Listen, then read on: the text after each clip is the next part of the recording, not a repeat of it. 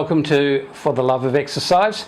This week we're going to talk about swimming's answer to the 7 summits climbing, and this is the 7 ocean swim. So with me today is Jade Dyson, and Jade is going to attempt this challenge. Hi Jade. Hi. Well, you must be complete nuts. A little bit. I think a lot of people think that. All right, so disclosure, I know Jade quite well. We had a bit to do with each other in probably the early days of her multi-sport, where she very quickly became very good, sort of top of on the podium or very near world champs qualifier. So a lot of athletic pedigree there. Mm-hmm. Thanks mum and dad. Yes. But also from your own hard work. So this time around you've decided to focus on swimming. Yes. So talk us through the challenge, the broad concepts and what you want to achieve based on the very few people that have ever done and achieved this. Yes, well, the Ocean 7 Challenge is, of course, the 7 hardest ocean channel swims in the world. So they're spread out. Each of them have their own challenges and their own difficulties. My background being in swimming definitely helped draw me to this, and I, as you know, I'm definitely more of an endurance athlete than a sprint athlete. Yep. So yes, it didn't take me long once I realised what the Ocean 7 was and got a little taste of ocean swimming that I very quickly realised that this is something I wanted to give a go. It's also something that not many younger people do. It's more of endurance sport in general is something that, you know, often people are still performing at their best well into their 30s and 40s. Particularly swimming, 40s and above even. So definitely I'm probably one of the younger people that I've come across doing it. At age 28, indeed. So Jade, I want to talk about recent lessons learned, because you had a moment in time where you had to identify something was going wrong with your body, and can you talk us through that and what the outcome was? Because I think with endurance athletes, understanding your body and understanding when things are not quite right and actually doing something about it is a great move. So can you talk us through that scenario?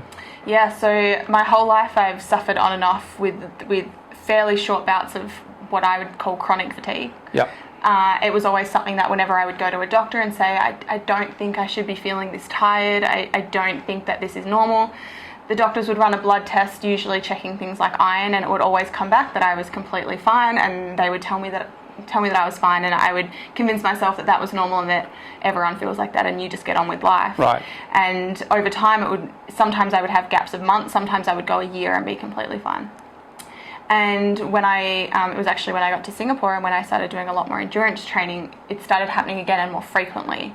And it made me go to the doctor again, who this time they ran a panel that checked my thyroid.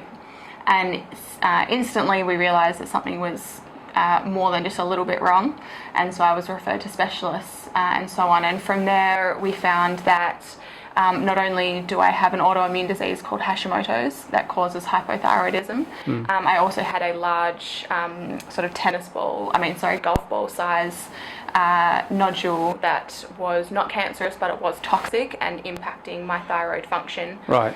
And in my case, what that did was, although I suffered from hypothyroidism from my autoimmune disease, this growth impacting on that actually created a hyper situation within my body.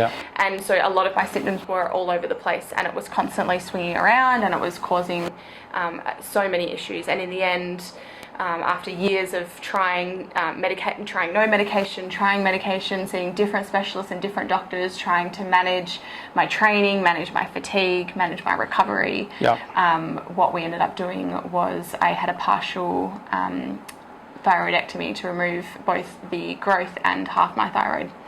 And so here we are today, only a few months on, and already the difference is enormous. For the first time in as long as I can remember, my blood work all looks good and all looks normal, and it's certainly been a bumpy road even in the last couple of months to get here. But it's amazing the difference that it's made, and it's amazing, particularly I think as endurance athletes, what we convince ourselves are normal. We convince ourselves that getting up at 4 in the morning every morning, no matter if we've not been to bed until midnight the night before, means that we're dedicated, and it means that we're motivated, and it means that, you know, we're putting in more effort than the person next to us, and that's going to make us more successful. But in actual fact, in the long run, that's to the detriment of our health, and it's to the detriment of our long-term success and progression. And I've had to learn the hard way what that does to your body over time, and the fatigue that builds up, particularly when you add on top of that an underlying health condition that you either were or weren't aware of. Yeah, that's a perfect lesson, because that's quite a common theme that comes out in a lot of our discussions with athletes, is that they get into a very unhealthy side of what normal looks like, and even to the detriment of ignoring unhealthy pain. So really good lessons learned there. So I want to talk, before we talk about each of the 7 swims and the challenges in common and the challenges that are unique to each of those, I want to talk about firstly the challenges of getting your swim volume up in Singapore. Yes, Singapore particularly open water. Yeah, I think Singapore is probably one of the worst places to pick to train for a swim like this. Why is that? Because to start with, we don't have a huge array of ocean conditions here. We don't get a lot of wind. We don't get a lot of swell. We have limited places where you can actually swim where it's safe because of the level of shipping that goes on, and therefore the level of pollution that is actually present in the water. The water here is also very hot, and a lot of the swims that I'm doing are quite cold swims, and so acclimatization is a huge part of that. And there is also only so much swim volume one can do in the pool on their own at a slow pace before it definitely mentally starts to get pretty tough. Absolutely. Now, one thing I really admire and like about how smart you've been with your training is that you cross-train. So in our trailer interview, you would have seen, if you saw it, you would have seen Jade on a bike, for example. So what's that got to do with swimming? And really, it's a refreshing break away from the pool and the black line and the mental freshness. You're still building your fitness, but talk us through that element and what other things in your bag of tricks to get you to the race line in as good a shape as you can. Yep. So I'm absolutely a big believer of cross training. I know that some people doing the type of thing that I'm doing or similar but in another sport don't cross train, and a lot of it does for a lot of people come down to a time constraint. It's difficult when you're trying to get a certain level of volume in.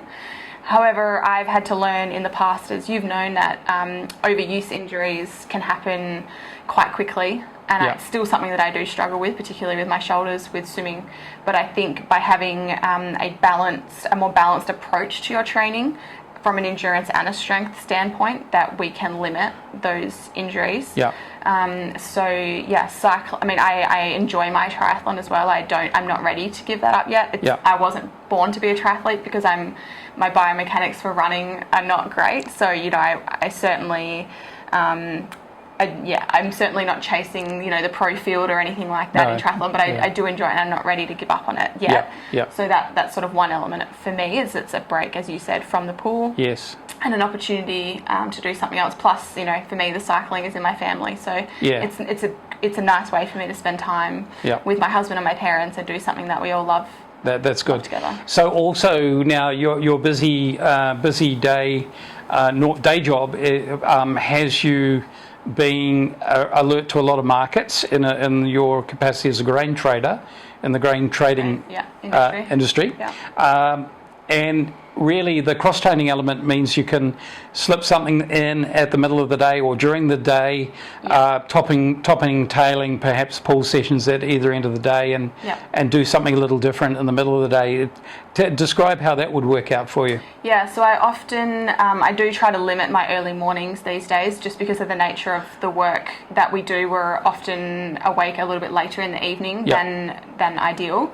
So one thing I try to do is not get up at 4 o'clock every morning like I did at one point. Also, my husband works very late in the evening, so if we can very quickly become on opposite shifts if we're not careful. So by fitting things in the middle of the day, as well as the mornings and evenings, I can get that training volume in. So a typical day for me, if I was training for, if I was swimming and also cross training, is I would every second morning I'd be in the pool. lunchtime would usually be either turbo or the gym. Yep. And a lot of my running I do in the evening, usually with a double swim session as well. So one way that I've been a little bit naughty lately, but often I will ride or run to the pool. Yeah.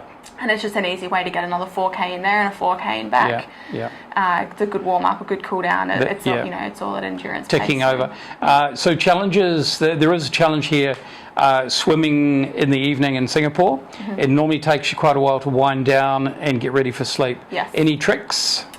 I do. I read quite a lot. I try to limit my time in front of the TV right before I go to bed. Yeah. I have the odd sort of light medication that works for me if I'm really struggling to get back in my routine. Yeah. I travel a lot for work and racing. Yeah. So I'm quite a good sleeper. I'm quite blessed on that side of things. But often what I find for me is that when I get out of a routine and I end up sleeping, the first couple of days on less sleep is really difficult. But then what happens is you actually kind of get in a habit of being able to function on less sleep. Yeah. And so every now and then, you need to kind of I actively do something to change that and to get back into my normal sleep habit.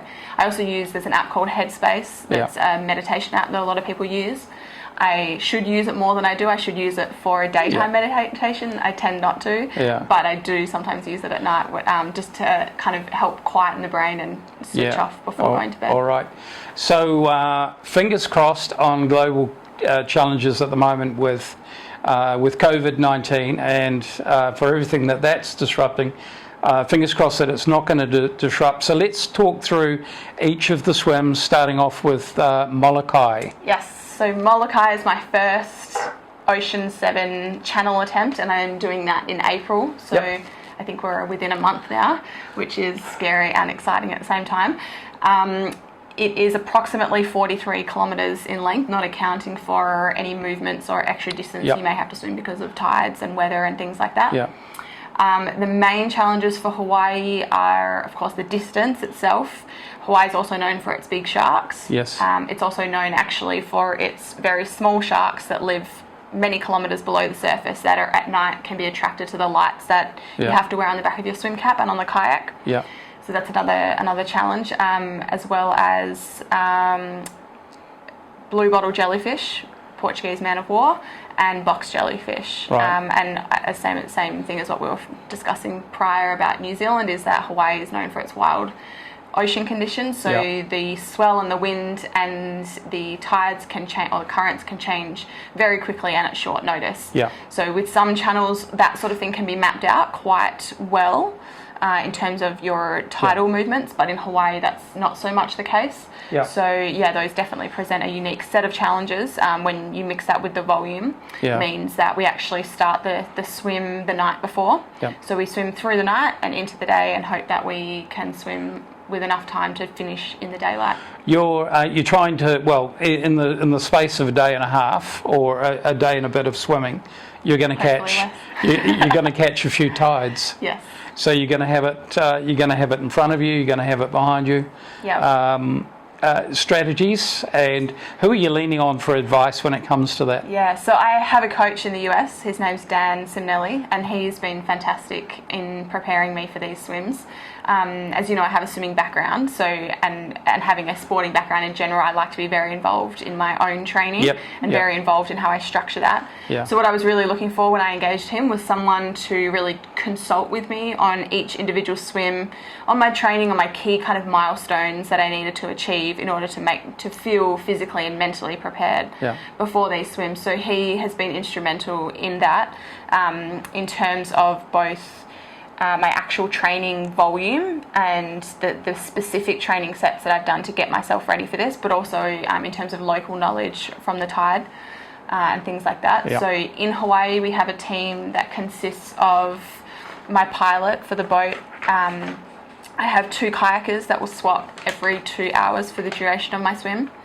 I have a feeder on the boat with me as well, making sure that my nutrition is taken care of and that anything I need is tended to, and I won't have my coach with me on this swim, unfortunately, but I will have a photographer there as well. Let's talk about your nutrition needs and your what do you need to anticipate, what do you think you'll need, and what's the plan B in case? Yeah, so definitely plan B is a huge, I learnt that only just a couple of weeks ago I did a 20-kilometre crossing in Australia, and because of the medication balance I was mentioning before with my thyroid, I had been off for a few weeks. My medication needed to be increased, and I was feeling very nauseous going into the swim, which meant that for the first 5 hours of the swim I felt horrendous. And my nutrition plan pretty much went out the window. Yep. And outside of my first 2 feeds, everything else just didn't want to sit well. Yeah. And I knew that if I got to the point of actually being sick, the challenge is once you actually start being sick, it can be difficult to then stomach food at a later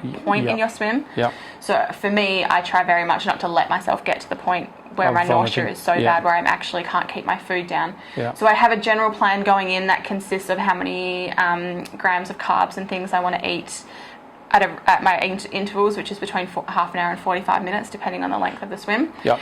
But what I focus on, probably even more so than that, is my hydration. Hydration, yeah. How many kilos an hour do you think you'll lose from pure hydration? Because of course, in the water, not many people realise that you an hour in the pool here in Singapore, you might lose a kilo. Yeah, easily. Weight. So it will change from when I swim through the night and into the day. Yeah. Obviously, a sunnier day I'll lose more than on an overcast day or swimming at night. But I could easily drink a litre an hour. The problem that we have in the channel is you don't want to be stopping too frequently because you've got tides and things moving pushed. Around. Yeah. You do get into a rhythm, and sometimes breaking that rhythm can also be difficult and be detrimental. Yeah. So in theory at times I'll take 500 ml in one go, but that's if you're not someone who's used to drinking 500 ml in one go, it can make you feel very full. Yep. And so then you also have the challenge of that as well. So it's something that we tweak all the time. I try different things. I often train, during a long swim I'll have solids as well as liquids. However, in my last swim I had almost no solids because I was feeling so nauseous. Yeah. So things like soups, gels, carb mixes in your water bottle. Yeah. We'll often use warmer water in a bottle to stop you feeling cold, because even if the water's quite warm, when you're in the water for 15 to 20 hours, you can start to feel the cold. What's the water temperature in the Molokai swim? It's pretty well. This year it's been pretty warm, higher than, I think, a couple of degrees higher than average. So I think we're probably expecting it to be around 24 degrees. So a bit like Singapore in some ways. It is pretty warm. Yeah. It is pretty warm, yeah. So I'm not concerned about hypothermia for this swim. There may be times where particularly at night, I'm feeling a little chilly, and we'll just top up my water bottle with some warmer fluids. But yeah, for this particular swim, hypothermia is not on the top of not my an issue. concern. Okay. Yeah. So let's move on to the next. Well, in no particular order. Catalina Channel, 34 kilometres. Yes, I'm actually doing that one in August this year. Travel bans permitting. Okay. So that swim it's quite similar to the English Channel in terms of length and conditions. It's probably a few degrees warmer, which is helps me actually. What do you think? 16-ish? Probably a little bit warmer than that. So it's from North Beach so from Catalina into the mainland. Catalina into the mainland. And what generally happens with that swim of the US, yeah, and what generally happens with that swim is the last 3 kilometres are actually the coldest. Yeah. So the water cools down as you get close to the coast, which is often where a lot of swimmers will get into trouble because you're already fatigued at that point, and to have a sudden shock of 3 degrees when you're in the water is quite a significant drop in temperature. Yeah. So it might be 18, 19, 20 degrees for the most part of the swim, and then it can drop down to more English Channel conditions for those last 3 kilometres. 14, 15, 16. Yeah, and that can, Yeah. So you're not wearing a wetsuit? No wetsuits allowed. That would be nice, wouldn't it? Mm-hmm. Although you'd probably get some pretty bad rash. Yes. So it's swimsuit. Yes. It's cap goggles. Yes. Goggles break, can't replace. Yes, you can. Yes, you can swap out goggles. All right, swap out goggles. Yeah, and caps. Yeah. What are you allowed to put? What barriers are you allowed to put on your body? So we're not allowed strapping tape or anything that forms a biomechanical advantage. So what I use is a company called Ocean Grease. It's actually a Perth-based Australian company. Yeah. And they make a mixture of lanolin, which is wool fat, and petroleum jelly. Yeah. So they make a whole different range of blends, and we lather up and cover ourselves in that. Most of it's for lubrication. It's amazing how corrosive salt water can be relative to fresh water or a pool, chlorinated water. And also I find it tends to help the jellyfish bounce off a little bit better. That's nice. All right. Yeah. So aside from the water temperature, which you mentioned changing as you get closer to shore, what other possible hazards and challenges? I think the biggest one for Catalina is probably the great whites. Oh, that's the one that I think most about anyway. I was going to save this question for later, but what is the emergency plan if one's spotted? So if generally I swim with a shark shield or similar attached to the kayak that's in the water next to me.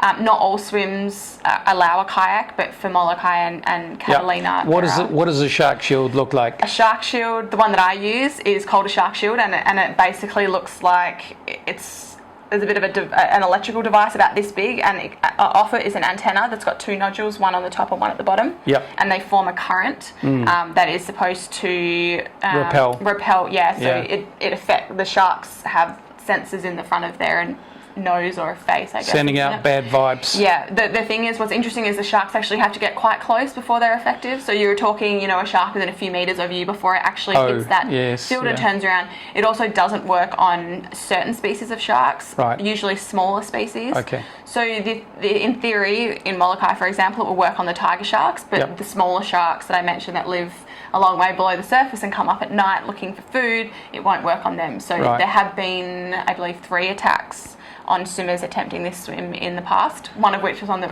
with the boat that I'm going with. So at least they're well prepared to handle the situation. Okay, so does that give you sleepless? It does a little bit. I must say it does give me sleepless nights thinking about you and putting myself in that situation. And all right, that's part of the mental challenge of the whole thing. I mean, I think because I grew up in Western Australia, where we have a lot of great whites in Western Australia. Yeah. So it's something that it does play on my mind, but it's not something that stops me, if that makes sense. And I find the more time you spend in the ocean, the less you're worried about it. I recently swam from Perth to Rottnest, and I can honestly say I didn't for a single second think even about a shark. So I think one thing that I will hold comfort in Molokai is the fact that once daylight breaks, the risk of those smaller sharks that come up at night will be, I think, gone. And so that will just be something nice to look forward to and kind of relax a little bit. And I actually am kind of excited. I kind of hope I do see a shark. Fair enough. I want to talk about the English Channel and the North Channel, their similarities and differences, because they're fairly close together. So talk us through both of those, if you don't mind. We're both around 35 kilometres in a straight line. Yeah, so the English Channel is, of course, one of the most iconic channels in the world. What's interesting about the English Channel is how well charted the tides can be. Yes. And so by being aware of what your speed is and communicating that with your boat pilot, they actually plot your course to make sure that you optimise the tide. Yeah, that's right. The North Channel is definitely the one that I think will be my biggest challenge, and that's because it is so much colder than all of the other channels. Throw a number at us. We're talking 10 to 13 degrees. Yeah, and that's cold. Whereas English Channel is more around 15 to 17, 14 to 17 degrees. So 10's real hypothermia. Yeah, 10 is very cold. Real danger of hypothermia. So how will you manage that one? Anything special? Would it be double layers of the good stuff, the lanolin? So unfortunately the lanolin doesn't actually do too much to keep you warm. Usually it comes down to the weight that you're carrying and your adaptation and your acclimatization to cold water. So it means prior to that swim, a whole year essentially will be put aside to be cold water training at frequent intervals. In Singapore, that's of course difficult, so it means a lot of trips to places with cold water. It also means ice baths, a lot of ice baths. Yeah, in Singapore. for sure. It's basically the only thing. Oh dear. Yeah, a lot of people, I've heard stories of people saying that they didn't take a warm shower for a year, but here the water's so warm coming out of the tap that it doesn't help. So let's talk about weight for a moment, because the technically speaking, the heavier the more buoyancy, and also insulation as well. What sort of weight plus above your normal athletic weight would you be aiming for a colder swim? Ooh, it's a tough question. I would think I'm already, I would say, 8 to 10 kilos above a lean kind of triathlon weight. Right. I'd be looking at probably another 15 kilos. Right. I would say, to be safe. I've seen and heard of a lot of people putting on around closer to the 20 kilo mark. Yeah, and that can be that's actually a challenge in itself. It can actually be quite difficult when you're training that much to put on that level of weight. And it affects your swim stroke. I mean, buoyancy is not a huge issue for me anyway, but even I notice the change in my body positioning in the water as my weight changes. Yeah, for sure. Okay, the Strait of Gibraltar, not very far, only 7 miles or thereabouts. 12.5 kilometres. But there's a lot of water pushing through that. There's a lot of water pushing through there. There's also been reports of some nasty jellyfish, and there is a lot of traffic that goes through that channel. So definitely, it's definitely one of the faster swims, particularly if you can get good conditions. But the conditions in there can be rough, and particularly when the wind goes in a different direction to the way that the current's flowing. Then you get quite surprisingly rough conditions. It can look quite good on paper, but the way that it is out in the middle of the channel, it can be quite different. Alrighty, okay. So, Tsurugu in Japan. Yeah. So this is one that's not there's not as much information out there, and I think because it's not a common standalone swim. A lot of people don't just go, I want to swim between the two islands in Japan.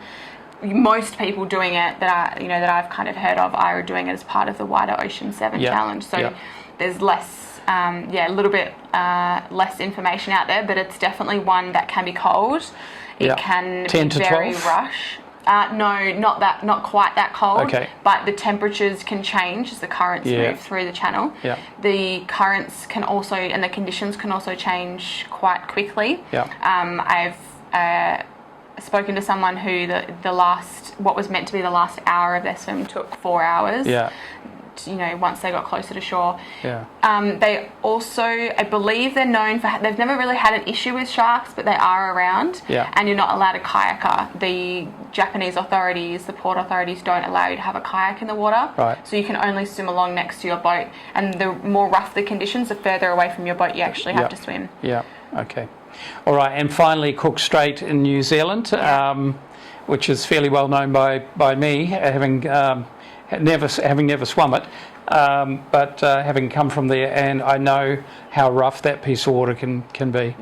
So I think definitely the swell that runs through there, the wind, and the sharks are the big key ones for that swim. I think I'm really excited to do that one. I don't know why, it just really appeals to me. Maybe it's the swell aspect I don't mind so much, but we trust that you'll be followed by a friendly pod of orcas, because that will there are plenty of orcas around there, and they will certainly keep the sharks at bay. And so this is an amazing adventure. How many years, all going well, do you think this would take? Does depend on a number of factors. One being financial. It's an expensive exercise, flying all over the world for these swims. The boats, you have to hire, everywhere you go, you're hiring a boat, you're hiring a safety crew, you're hiring kayakers. You're either hiring people there to help feed you and and act as your crew, or you're flying people over there to support you. Not to mention the training camps, the physio and all of those types of things that go along with it. So that's definitely one key element. The second is that naturally, having not grown up in cold water, I need the time prior to my cold water swims to acclimatise to those. And the third for me being the fact that at some point, my husband and I may decide to start a family, so that will of course mean time out of the water or away from travelling. I think I would I'm looking at around the 3 to 5 year mark to complete them all. However, that could quite easily be pushed out. If any of those sort of factors come into play. So it's a very inspiring story, and having known you before, I know how detailed you are. And I think that there's some real lessons for corporations, both from an individual and also from an organisational point of view. And I'm hoping that this video and your efforts will go quite some way towards inspiring somebody to take you on as an ambassador of their organisation in order to also help fund some of this, but also to be an inspiration in in what you're trying to do, but also in inspiration in breaking down a big goal like this into steps.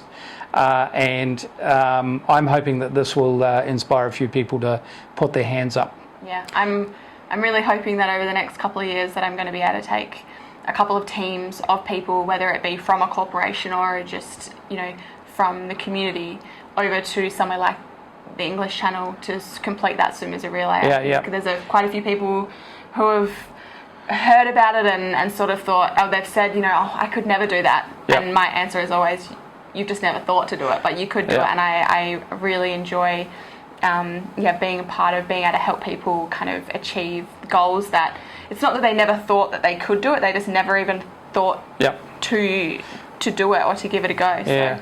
So I'm seeing a global organisation fill that spot where in country, in each of those countries, volunteers from their organisation are going to be part of your journey. I reckon that would really fall into place beautifully. Well, okay, so there's a lot ahead of you, and you've also overcome a lot, and thanks for sharing that. We'd like to wish you all the best, but also in navigating your way around the current pandemic as well, and everything that means, from a country closure to to other challenges that will bring. So we're wishing you all the best, and with knowing quite a bit about you, I know how determined you are, but I also have quite a bit of comfort in knowing that you know when things are not going right. So that's a beautiful place to be for somebody who's taking on such a big goal as this. So we're wishing you all the best, and anyone out there that is listening to this, Jade's details will be at the end of the video, and we'd be delighted if you'd put your hand up for a chat with Jade about the possibilities of supporting each other. Okay, so Jade Dyson, Coach Mike on the mic, over and out for now. Bye-bye.